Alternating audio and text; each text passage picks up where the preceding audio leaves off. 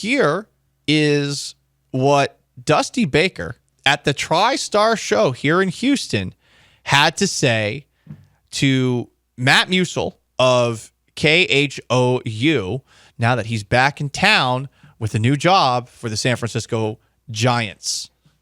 Hoping for Astros Giants World Series now? Is that what you'll be hoping for? Well, I don't know. I don't think about it too much. I mean, I'm pulling for the Astros. I think Giants are a little further off, especially in that division that they're in, but anything can happen. So he's still rooting for the Houston Astros. That's for sure. But he also said that he is very happy. He's feeling good to be back in Houston. And he said something very interesting about his job with the San Francisco Giants. Well, it feels good. I mean, this is kind of like my second home. How about your new job with the Giants? Tell us about that and why you went that direction. Well, I don't know what my job is exactly yet. He doesn't know what his job is? That's going to kind of suck. You've been brought into the Giants organization, and they haven't actually met with you and told you what you're going to do. And I am curious as to what Dusty Baker's state of mind is at this moment in time, because I think in the case of Dusty Baker, there were things that you could nitpick for sure, but some people got way too over the top with their constant harassing and criticizing of Dusty Baker. And some people said he was soft for talking about the bloggers and people on Twitter who were going after him. But I thought the most extreme of the extreme was ridiculous. Dusty Baker's not the reason the Astros season came to an end this past year.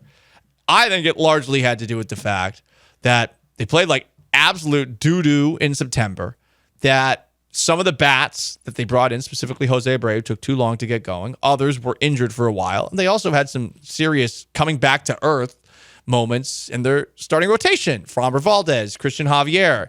So I always felt that blaming Dusty was lazy. I think managers, as far as impact on what the team that they coach does, they have close to the least amount of impact. But I thought this was a really interesting line with Matt Musil from Dusty Baker, who was asked about the Astros offseason. Well, I've been following them some, they had a good team, just got to get healthy. That was the main thing, and they've lost some key relievers, but they also added some key relievers. So, I got my eye on them all the time. I got my eye on them all the time. Did you hear that line in the middle of that too? He knows they got a lefty.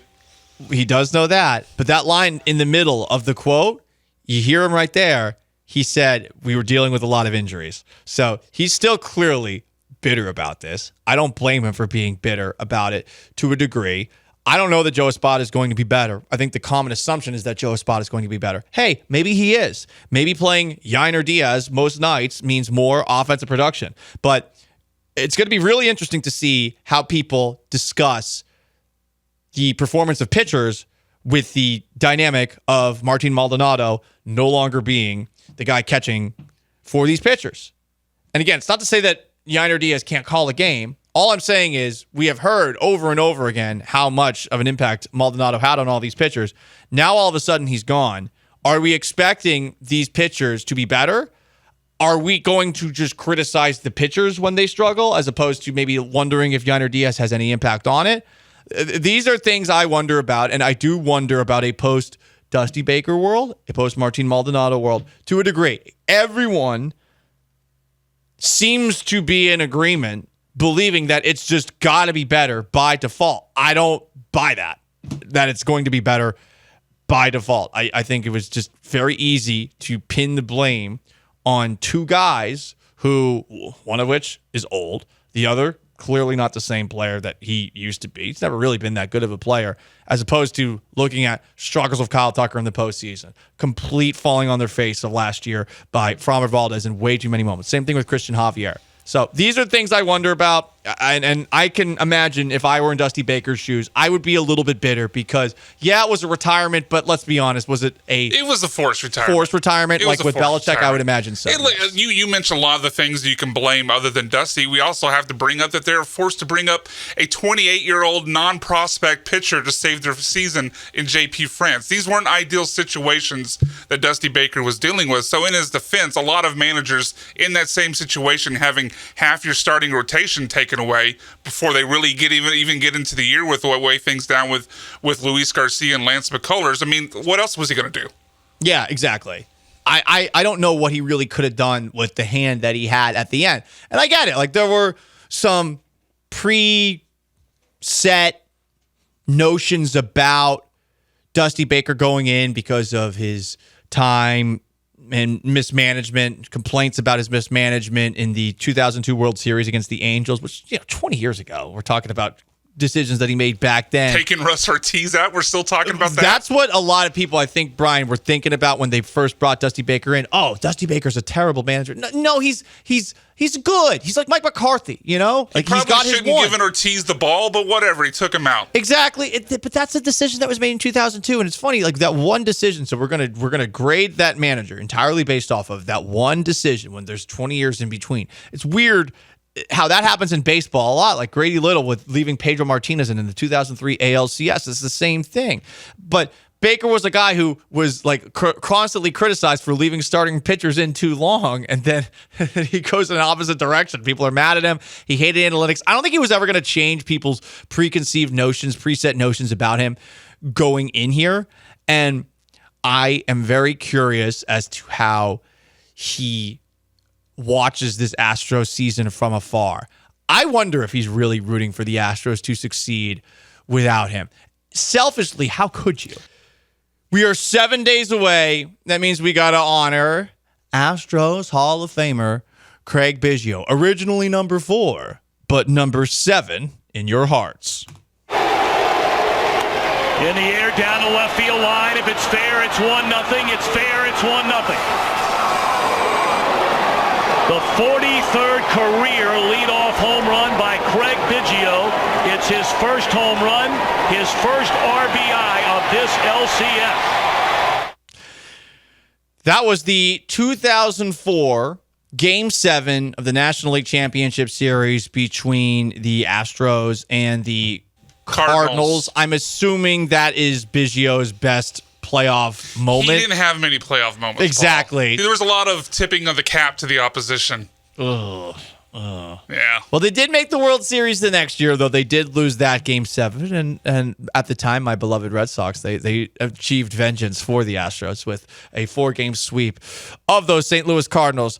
Biggio inducted into the Hall of Fame in 2015. Wow, that makes me feel old. Seems like it wasn't that long ago.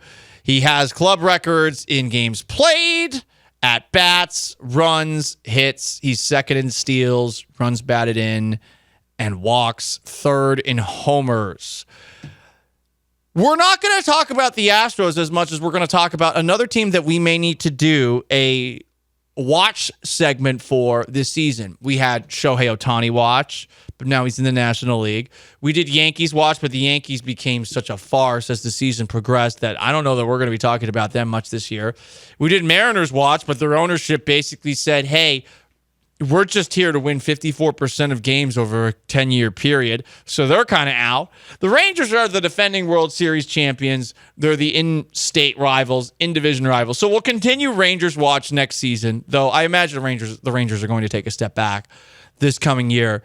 But we might need to start doing an Orioles watch. So John Angelos, the former owner of the Orioles, is selling them to David Rubenstein. And the Orioles made a big trade.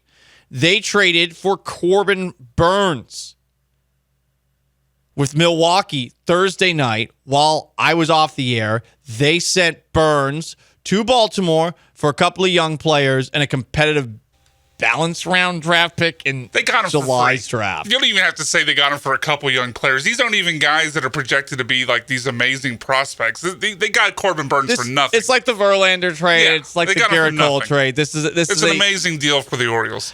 man, it's got to suck to be a fan of some of these mid-market teams that have to strip off parts where they know that they're not going to be able to bring the guy back, so they just trade him, and they don't even get that much in return for him. So that's where the Milwaukee Brewers are. But the Orioles, it seems, have become big boys. And last year, okay, they were a bit of a flash in the pan from the perspective of, oh, wait, the Orioles are a competitive team.